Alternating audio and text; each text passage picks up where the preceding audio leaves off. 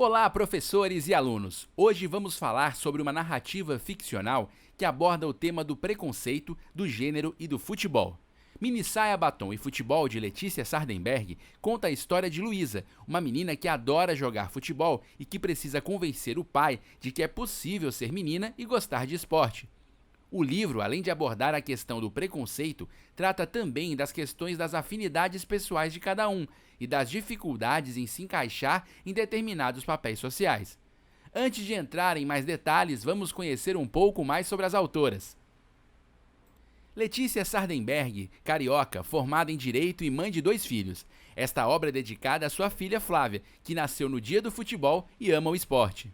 A ilustradora é Ana Raquel. Com experiência de 3 décadas na ilustração, ela ressalta que o preconceito é que nem um vírus que o técnico pensa que deletou, mas está colado na veia do sistema do nosso computador.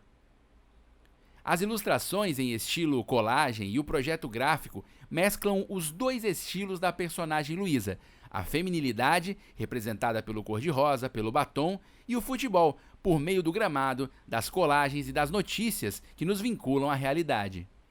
A narrativa é construída em terceira pessoa, com um narrador onisciente. Esse tipo de narrador vê tudo o que está acontecendo entre os personagens, os tempos e os espaços, mas não participa da história. Ele observa o que acontece na casa de Luísa e na ida dela e da família ao jogo de futebol. Fazem parte também dessa narrativa diálogos retratados na obra entre Luísa e seus pais, e entre o pai e a mãe da menina. Esta é uma obra cheia de diálogos sobre a construção de si, a paixão pelo diferente e a sua aceitação. Antes de entender os gêneros literários e a literatura, vamos pensar no que define um texto literário e outro não literário. Comecemos pensando na função de cada um. O literário nos leva à função estética, enquanto o não literário à utilidade. Ou seja, a literatura nos convida à ficção, ao entretenimento e à arte, enquanto a escrita não literária nos traz a informação, o convencimento e as explicações.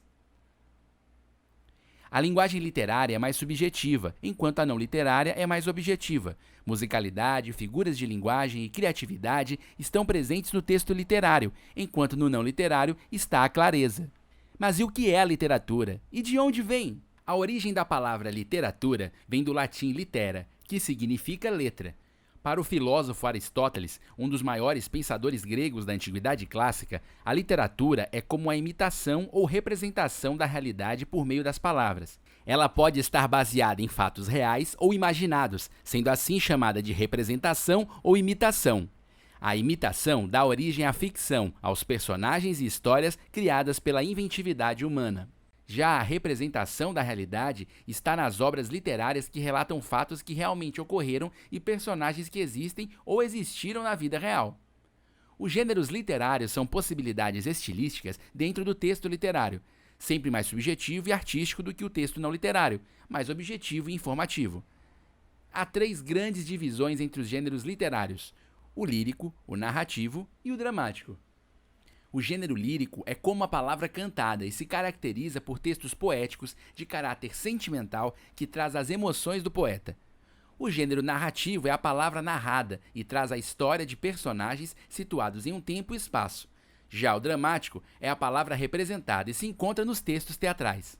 Vamos falar um pouco sobre o gênero ao qual a obra se filia para entender um pouco do que é composta e como foi formada. Mini Saia, Batom e Futebol é uma narrativa de ficção com características do gênero dramático. O gênero literário é usado de forma híbrida com outros gêneros, como o dramático. Nesse gênero, o que sobressai são os diálogos, que podem ser encenados, gestualizados, musicalizados, trabalhados de forma a gerar empatia, identificação e materialidade às falas. Nesse sentido, a história é exemplar de como as pressões externas e sociais podem prejudicar as afinidades e os gostos particulares, e nos mostra como é importante preservar a luta contra os estereótipos para construir a si mesmo. Essa discussão vai além do literário e nos leva a discutir e a argumentar em favor da liberdade de expressão dos sujeitos em vários contextos sociais. Obrigado por assistir e até a próxima!